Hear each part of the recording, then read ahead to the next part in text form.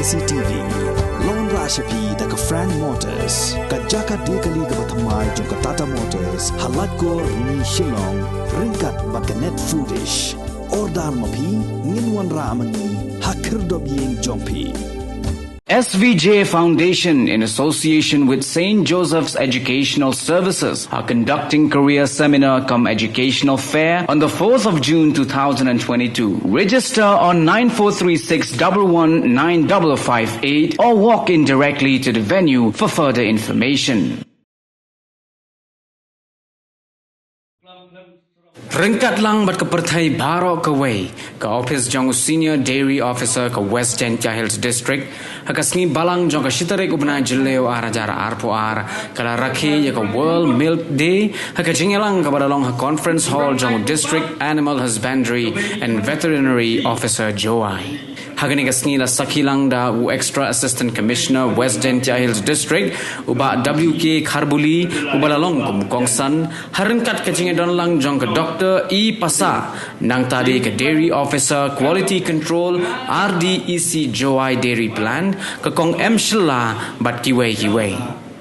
Na do dang khian ikon yupi hikai lada kan thai serang hikai Yuping ye bio pumbai ye bio pendor nang khian hangai bonsen I long ni dang lai pore krakot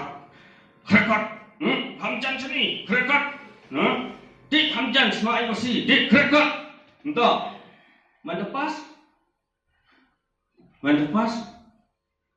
청용 마음이요 감사가 청용 mana 청용 dia ba perkat jengai wan kenai Kam jole to ko wina kilat ko man ko I ka source of income yang kata to ko jing tmu yang ne ka sngi ko celebrate ya ko World Milk Day 2022 kam ka jing kentu ya ki nong chong chnong lengba ki media kedut to ko em kam ba to dui ki khana yi ko he da kam jo yi ki temen kham tam yi ki thai dut jaga jing dongkam jaga jing di dut kawai ru kalong ba kini ki khana ko don lang khama dengi meta nyimtep hadin habut lasha dal ahe lingba ka ti jing yo awareness jo ki shapam kani ka World Milk Day jing ka importance jo ka jing di dut ye lasha yo ki wan kata ka jing thrang na jong ki